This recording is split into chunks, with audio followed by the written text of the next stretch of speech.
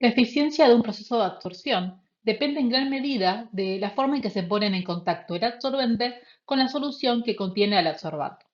Ese contacto puede lograrse mediante distintos modos de operación. En este video nos vamos a centrar en el estudio del proceso de absorción en un lecho fijo, viendo en detalle su funcionamiento y cómo se realiza su dimensionamiento. El contenido de este video está organizado en 5 secciones principales. 1. Introducción. 2. Absorción en lecho fijo. 3. Diseño de un proceso de absorción en lecho fijo. 4. Vamos a ver un ejemplo. 5. Vamos a ver algunas preguntas relacionadas con lo aprendido en este video. Sección 1. Introducción. En este curso vamos a ver 3 formas de operar la absorción. Vamos a ver una operación batch, vamos a ver la operación en un tanque agitado continuo y vamos a ver la absorción en un lecho fijo. Particularmente en este video nos vamos a centrar en la absorción en lecho fijo. Sección 2. Absorción en lecho fijo. Las columnas de lecho fijo son los dispositivos más utilizados en los procesos de absorción. Como su nombre lo indica, son columnas que están rellenas de partículas del absorbente distribuidas en todo su volumen. Luego, por la parte superior, se hace ingresar la solución del absorbato que se quiere recuperar. Luego consideramos el eje de la Z, en donde z igual a 0 lo vamos a llamar el inicio de la columna y z igual a L al final de la columna para una columna de longitud L. Luego consideramos que en z igual a 0 la concentración de la solución de adsorbato va a tener una concentración igual a IF y en la posición Z va a tener una concentración I que depende tanto del tiempo como de la posición, mientras que la concentración Q de adsorbato en el absorbente también va a depender del tiempo y de la posición. Por otro lado, definimos la fracción de adsorbato retenido en el absorbente igual a Q sobre Q sub 0, donde Q sub 0 es la concentración de adsorbato en el absorbente en el equilibrio con la corriente líquida. Es decir, es la concentración de saturación que obtenemos de las isotermas de absorción. Es decir, que la fracción Q sobre Q sub 0 va a variar entre 0 y 1. Cuando el flujo de la alimentación entra en un lecho fresco de longitud z igual a L, el soluto se absorbe rápidamente generando un perfil de Q que depende tanto del tiempo como de la posición. Acá vemos a un tiempo igual a T1, un perfil de Q, en donde en la región más cercana a la entrada, en este caso en z igual a 0, vamos a tener que Q sobre Q sub 0 es igual a 1, es decir que en esta parte el absorbente está saturado de adsorbato. Y en la región más alejada de la entrada, en este caso z igual a L1', Q sobre Q sub 0 es igual a 0. Y a partir de aquí, para valores más de z mayores a L igual a 1', vamos a tener absorbente fresco. No se va a producir más absorción en esta zona. Luego, también tenemos que la solución remanente va a tener una concentración de igual a 0, es decir, que va a ser solvente sin adsorbato. Luego, si seguimos haciendo pasar solución de adsorbato, vemos que esta zona naranja, a la que vamos a llamar zona de transferencia de materia, y es la zona en la que el absorbente no está saturado, se movió como una onda una determinada distancia. En este caso está comprendida entre z igual a L2 y z igual a L'2. Para valores de z menores a L2, de acá para arriba, toda esta parte del absorbente está saturada, es decir, que Q sobre Q sub 0 es igual a 1. Mientras que para valores mayores de z igual a L'2, es decir, toda esta región, el valor de Q sobre Q sub 0 va a ser igual a 0. Es decir, que todo esto es absorbente fresco y ni en la parte celeste ni en la parte blanca se produce absorción, sino que solamente se va a producir en la zona naranja. Y vemos que también que el perfil tiene las mismas características que el perfil que vimos a tiempo igual a 1. Entonces, la zona celeste, dijimos, la llamamos zona saturada. La zona naranja, zona de transferencia de materia, y la zona blanca la llamamos absorbente fresco. En este punto, a la salida de la columna, el solvente también va a estar libre de adsorbato. seguimos haciendo pasar, la zona de transferencia de materia va a ir descendiendo hasta que a la salida de, de la columna, el solvente va a alcanzar una concentración de adsorbato, a la que llamamos IB, que es pequeña pero que es medible. Esta concentración es arbitrariamente definida y puede ser, por ejemplo, la cantidad mínima detectable del equipo o la máxima concentración admitida de soluto en la solución de salida. Cuando en la corriente de salida entonces obtenemos este valor de IB, ese tiempo lo llamamos tiempo de ruptura y el valor de Z lo llamamos también zona de ruptura. Luego, si seguimos haciendo pasar solución de adsorbato, la zona de transferencia de materia eh, va a ir descendiendo y disminuyendo gradualmente hasta, bueno, y obviamente que a la corriente de salida vamos a tener valores de concentración de soluto mayores a IB y que va a ir en aumento, y cuando finalmente toda la zona de transferencia de materia desaparezca, vamos a tener lo que llamamos eh, vamos a tener lo que llamamos concentración de equilibrio, que es cuando la concentración en el solvente alcanza el mismo valor que la concentración de adsorbato. Es decir, que como no se produce ninguna retención de soluto en toda esta parte porque está saturado, la entrada va a ser igual a la salida y el tiempo en el que se alcanza esta condición lo llamamos tiempo de equilibrio. Si a la solución de salida le vamos determinando la concentración de soluto en función del tiempo y graficamos I sobre IF, el I0 es la concentración de la alimentación, en función del tiempo vamos a obtener una curva similar a esta, a la que llamamos curva de ruptura. En primer lugar, dijimos que cuando entra, el adsorbato queda retenido en la zona de transferencia de materia y a tiempo 1 la concentración del solvente a la salida, de adsorbato, perdón, a la salida es igual a 0. Eso es igual a 0. A tiempo 2, lo mismo, o sea, si bien la zona de transferencia de materia se trasladó a valores más grandes de Z, aún a la salida la concentración de soluto es igual a 0. Pero si seguimos haciendo pasar, va a llegar un punto en el que la concentración en la solución va a ser medible y alcanzamos el punto de ruptura a un tiempo igual a tiempo de ruptura TB. Luego, a partir de ese punto, la concentración a la salida la concentración de soluto en el solvente de salida también va a ir en aumento hasta que finalmente alcanza el tiempo de equilibrio, que es el que dijimos, el tiempo en el que I sobre IF se hace igual a 1. La existencia de una zona de transferencia de materia es una consecuencia directa de la presencia de una resistencia interna y externa a la transferencia de materia.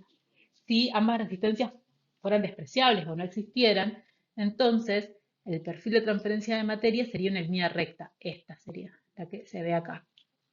Entonces, de acá, desde este punto hacia niveles superiores de Z, el Q sobre Q sub 0 es igual a 1, es decir, que el absorbente está saturado, y de aquí para abajo, el Q sobre Q sub 0 es igual a 0 y el absorbente se encuentra fresco. Si seguimos haciendo pasar la solución de solvente, esta línea va a ir descendiendo, pero también siempre en forma vertical, porque no hay resistencia a la transferencia de materia, el perfil es una línea. A este frente lo llamamos frente estequiométrico, y cuando el frente alcanza el valor de Z igual a L, es decir, cuando alcanza el final del lecho, lo llamamos tiempo estequiométrico. Esta es una condición ideal y por lo tanto el tiempo estequiométrico, si no hay resistencia, va a ser siempre menor al tiempo de equilibrio, Es decir, que la absorción va a ser más rápida y por eso, bueno, el TS va a ser menor a T.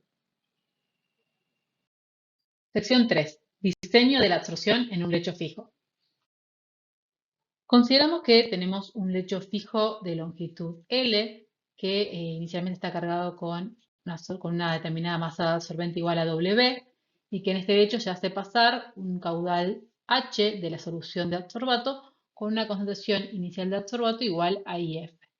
Para poder diseñar la absorción en lecho fijo, vamos a necesitar plantear un equilibrio de fases, el balance de materia para el adsorbato en el solvente, el balance de materia para el adsorbato en el absorbente y las ecuaciones de transferencia de materia.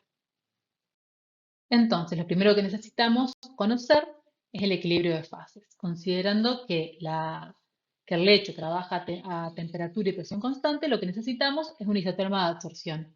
Hay muchos modelos disponibles en la literatura. Nosotros vamos a ver los tres más sencillos que ya vimos en videos previos, que son la isoterma lineal, la isoterma de Friedrich o la isoterma de Lac-Muir. En segundo lugar, necesitamos plantear el balance de materia para el adsorbato en el solvente. Esta es la ecuación que representa el balance de materia en el solvente. Y en primer lugar tenemos el término que corresponde a la cantidad de soluto fluyendo hacia afuera del lecho por convección. El segundo término representa lo que entra menos lo que sale, es decir, el movimiento del soluto debido a un gradiente de concentración. El primer término de la derecha representa la acumulación de soluto en el solvente y el último término representa la acumulación de soluto en el absorbente.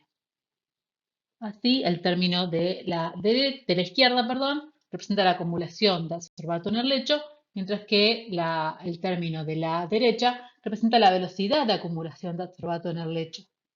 En esta ecuación podemos ver que la concentración de adsorbato en el solvente depende tanto de la posición como del tiempo, es decir, que la absorción es inherentemente a un proceso no estacionario. Bueno, acá epsilon es la velocidad, es el volumen de fluido sobre el volumen total del lecho, es decir, es la porosidad. El término B representa la velocidad superficial, es decir, el caudal dividido el área transversal del lecho. Y E es un coeficiente efectivo de dispersión del soluto en la columna. En tercer lugar, necesitamos plantear el balance de materia para el adsorbato en el absorbente. Acá tenemos la acumulación de adsorbato en el absorbente, que va a ser igual a la velocidad de absorción por unidad de volumen. Respecto a las ecuaciones de transferencia de materia que necesitamos plantear, estas nos van a definir la velocidad de absorción por unidad de volumen R. Dijimos en un video anterior que la absorción puede ser controlada por la difusión externa o la difusión interna. Para más detalle les dejo el link para que puedan ver la diferencia entre ambas. Entonces, el diseño y la descripción de un proceso de absorción en un lecho fijo se puede obtener a partir de la resolución numérica de estas cuatro ecuaciones no lineales y acopladas. Sin embargo, en general, no se obtiene un buen ajuste de los resultados experimentales. Por ese motivo, usualmente los lechos fijos son caracterizados y diseñados a través de métodos aproximados. Uno de los métodos más utilizados es el que llamamos método loop, y es el que vamos a ver en este video en más detalle. El método loop es el método de longitud del lecho no usado, por sus siglas en inglés, y es un método para diseñar y escalar un proceso de absorción en lecho fijo. Para su implementación se requiere conocer los datos experimentales de la curva de ruptura, así como también que la concentración de alimentación, que el tamaño de las partículas del absorbente, la presión y la temperatura del lecho y la velocidad superficial de la solución sean constantes. Entonces acá vemos dos gráficos, la curva de transferencia de materia y la curva de ruptura. La curva de transferencia de materia se grafica Q sobre Q sub 0 en función de Z. Era lo mismo que teníamos, pero en forma horizontal, es decir, este Z igual a 0, por ejemplo, en la columna, este Z igual a L, y acá tenemos entonces el perfil de de Q sobre Q sub 0, que es lo mismo que tenemos acá. Es lo que pasa en el lecho, pero en forma horizontal. Entonces acá podemos determinar la zona saturada, que es la porción entre Z y LB. Después tenemos la zona de transferencia de materia, que es la zona en la que el lecho no está saturado y se define como L menos LB. Después tenemos la capacidad de absorción usada, que es toda la zona saturada, es todo lo que usamos del lecho para absorber, es toda la zona saturada y todo lo que está abajo del perfil de Q sobre Q sub 0 en la zona de transferencia de materia. Entonces, toda la zona gris, es decir, toda esta parte, es lo que llamamos longitud del lecho no usada. Y el principio del método Loop consiste en considerar que esta región, es decir, que la longitud del lecho no usada, permanece constante a pesar de que se modifique la longitud del lecho. Luego la curva de ruptura es la que ya vimos y es la que se grafica I sobre IF. Entonces acá podemos distinguir el TB, que dijimos que es el tiempo de ruptura, es el tiempo en el que en la corriente de salida del solvente alcanzamos una determinada concentración IB detectable. T es el tiempo de equilibrio, es el tiempo en el que en la solución de salida obtenemos un I sobre IF igual a 1 y TS es el tiempo estequiométrico, es decir, el tiempo en el que la zona de transferencia de materia o la línea estequiométrica alcanza la longitud L considerando que no hay resistencia a la transferencia de materia. En una curva de ruptura simétrica como la que se muestra en la figura, es decir, que este área es igual a este área, podemos considerar que el TS es el tiempo en el que I sobre IF es igual a 0,5. Llegados a este punto ya sabemos cómo funciona macroscópicamente la absorción en un lecho fijo y también sabemos los fundamentos y requerimientos del método Loop. Entonces ahora podemos detallar la metodología para el diseño y escalado de la absorción en un lecho fijo. En primer lugar, necesitamos determinar el tiempo de ruptura y el tiempo estequiométrico. Ambos se determinan a partir de la curva de ruptura. Entonces, dijimos que conocer la curva de ruptura es un requerimiento del método y también vamos a tener como dato el punto de ruptura. Este requerimiento, bueno, siempre va a ser dato. Entonces, entramos a la curva con ese valor que nos van a pedir, nos van a solicitar y leemos el tiempo que tardamos en alcanzar ese punto de ruptura.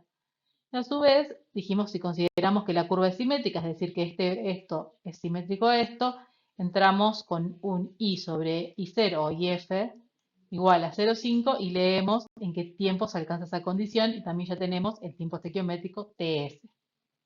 También acá podemos leer el tiempo de equilibrio T, que es el tiempo en que tardamos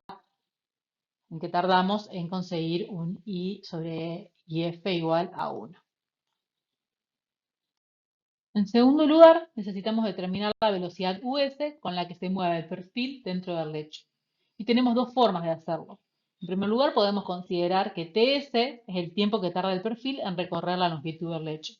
Entonces, por definición de velocidad, la velocidad US va a ser igual a L sobre TS, es decir, distancia sobre tiempo. Si no, podemos usar los datos de la curva de ruptura de dos lechos de diferente longitud, pero operando en idénticas condiciones. Entonces, el US se puede definir como L2 menos L1, de la longitud del lecho 2 menos longitud del lecho 1, dividido TS2 menos TS1, que es el tiempo estequiométrico en el lecho 2 menos el tiempo estequiométrico en el lecho 1. En tercer lugar, necesitamos determinar la longitud del lecho saturado, al que lo definimos como Ls igual a la velocidad del perfil dentro del lecho por el tiempo de ruptura.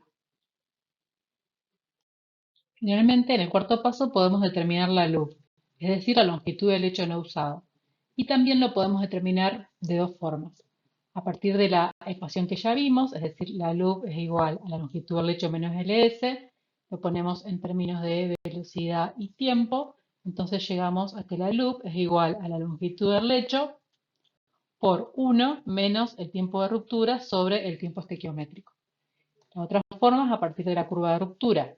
Para ello necesitamos definir W1 como la máxima capacidad del lecho y W2 como la capacidad del lecho usada hasta el tiempo de ruptura, hasta TB. Entonces, W1 se define como la velocidad por la concentración inicial de la solución por la integral de 1 menos I sobre IF en el intervalo de 0 y el tiempo de equilibrio. Y el W2 se define de la misma forma, pero la integral se realiza entre 0 y TB. Entonces, de esta forma, W2 sobre W1 es la fracción de la capacidad del lecho usada. Entonces, 1 menos W2 sobre W1 es la fracción de la capacidad del lecho no usada.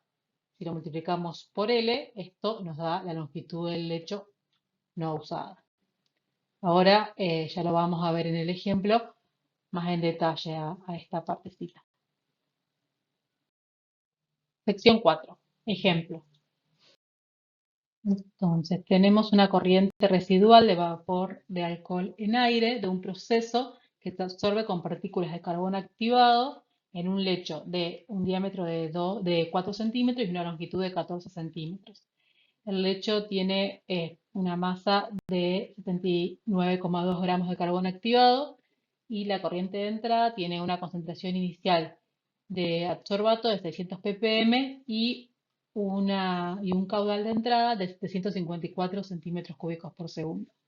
Además, sabemos que la concentración del punto de ruptura es igual a IB sobre IF igual a 0,01.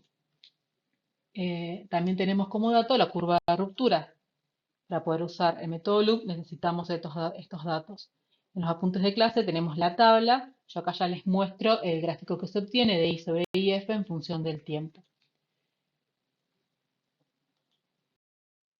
Con todos estos datos necesitamos determinar el tiempo del punto de ruptura TB, la fracción de la capacidad total utilizada del lecho hasta el punto de ruptura W2 sobre W1 y la longitud del lecho no usado loop. Además, si el TB necesario para una nueva columna es de 6 horas, entonces tenemos que determinar qué longitud total debe tener la nueva columna. Empezamos determinando el tiempo del punto de ruptura TB. Como dato tenemos la curva de ruptura, entonces sabemos que el tiempo de ruptura se va a dar cuando I sobre IF sea igual a 0,01. Entonces, entrando en la gráfica con este valor, podemos determinar que el punto de ruptura, el tiempo del punto de ruptura se va a dar a 3,64 horas.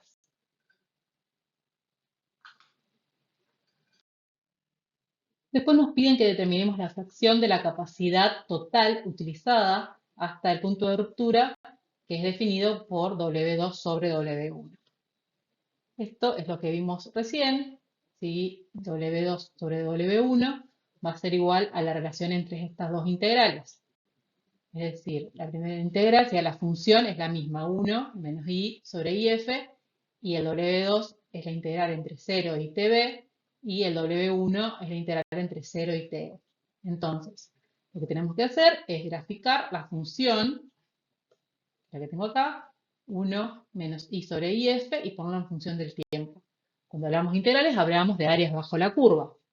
Entonces, vemos qué área tenemos entre 0 y TB. TB dijimos que estaba más o menos acá, 3,64. Entonces el W2 va a ser igual a todo esto. Es un rectángulo que tiene una base igual a TB y una altura igual a 1. Entonces va a ser igual a 3,64.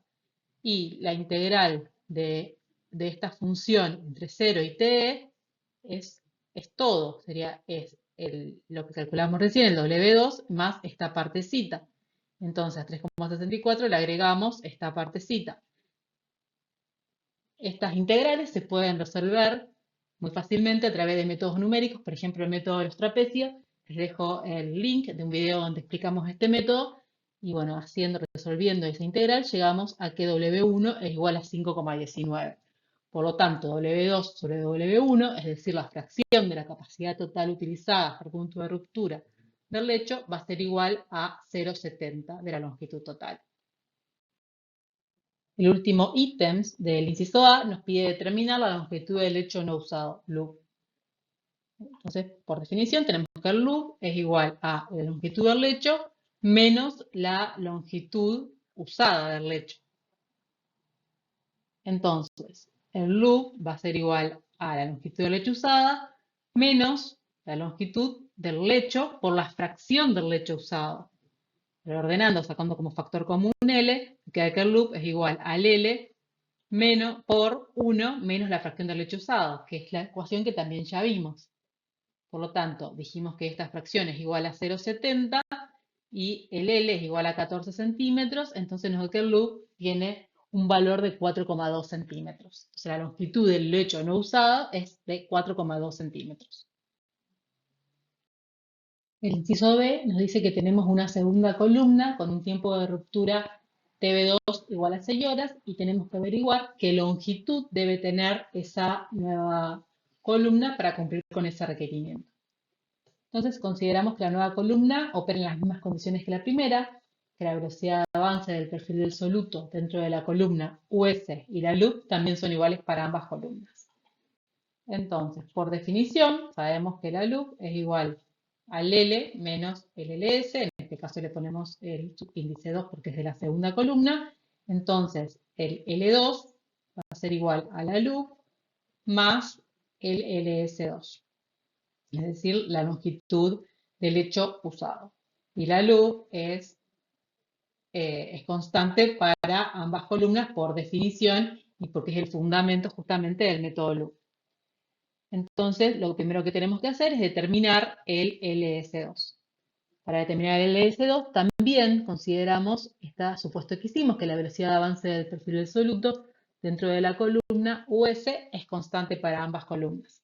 Entonces, US se define como la longitud usada del lecho sobre el tiempo de ruptura. El de la primera columna es igual que el de la segunda columna.